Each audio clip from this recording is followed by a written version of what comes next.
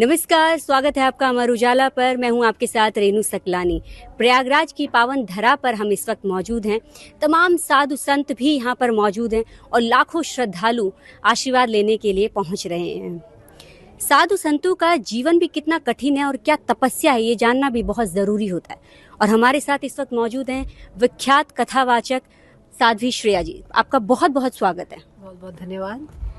सबसे पहले आपसे यही जानना चाहूँगी कि महाकुंभ को लेकर आप इस वक्त क्या महसूस कर रही हैं? सबसे पहले मैं बताना चाहूँगी कि मैं दिव्य ज्योति जागृति संस्थान के संस्थापक गुरुदेव परम श्रद्धेय सर श्री आशुतोष महाराज जी की शिष्या हूँ और गुरुदेव की कृपा से मुझे यहाँ महाकुंभ में आने का सुअवसर मिला है। वास्तव में महाकुंभ में आकर एक आनंदोत्सव का माहौल है, एक बहुत शुद्ध वाइब्रेशन है, एक अलौकिकता है, एक भव्यता है, क्योंकि सर श्री आशुतोष महाराज जी कहते हैं वास्तव में ये कुंभ हमारी भारतीय सभ्यता और संस्कृति का आधार है, जिसमें केवल इसका महत्व इसलिए नहीं है कि केवल इसमें तीर्थों में स्नान करने मात्र से कुंभ की परिपूर्णता नहीं है। इसकी परिपूर्णता है जब ये प्रतीकात्मक जो कुंभ है वो हमारे भीतर में उस ब्रह्म ज्ञान की ज्योति को अपने भीतर में दर्शन कर अपने भीतर की त्रिवेणी में, इस आज्ञा चक्र में, ब्रह्मरंध्र में उसका दर्शन करते हैं, तो उसके पश्चात हमारे भीतर के जितने विकार हैं, जितनी भी बुराइयां हैं, जितने भी विचार हैं, क्योंकि मन ही तो समस्याओं की जड़ है ना, तो वो सारी की सारी समस्याओं का निवारण है इस ब्रह्मरंध्र, इस त्रिकुटी में, इस भ्रिकुटी के मध्य में स्थित हो जाना। आई थिंक दिव्य ज्योति जागृति संस्थान के द्वारा इस महाकुंभ में आप उस आनंद को अपने भीतर अनुभव करेंगे और इसलिए मुझे लगता है इस महाकुंभ का जो आनंद है वो 2 गुना नहीं 4 गुना हो जाता है, क्योंकि बाहर की त्रिवेणी संगम के साथ साथ जब ऐसे पूर्ण गुरु मिल जाएं जो हमें भीतर की त्रिवेणी में भी स्नान करवा दें तो कुंभ की महत्ता हमारे जीवन में और अधिक बढ़ जाती है। साध्वी जी, हम खास तौर पर अध्यात्म से युवाओं को जोड़ने की बात कर रहे हैं, वो अपनी संस्कृति, अपनी परंपराओं से जुड़े।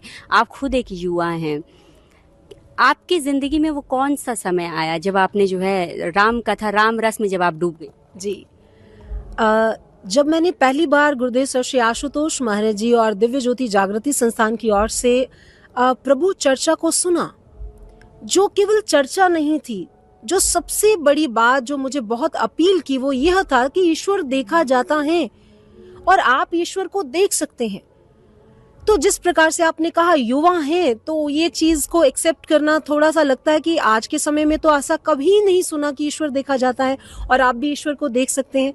लेकिन गुरुदेव सर श्री आशुतोष महाराज जी से जब वो ज्ञान दीक्षा को प्राप्त किया, जब उन्होंने अपनी कृपा से उस ईश्वर को तृतीय नेत्र खोलकर इस भीतर की त्रिवेणी में सच में स्नान करवाकर उस ईश्वर का दर्शन करवा दिया, तो वो एक ऐसा टर्निंग पॉइंट था। ऐसा लगा कि वाकई में दिव्य ज्योति जागृति संस्थान केवल बात ही नहीं करता, विचार नहीं देता है, बल्कि वो ईश्वर का प्रैक्टिकल एक्सपीरियंस आपके भीतर करवा देता है वो दिव्य चक्षु के माध्यम से।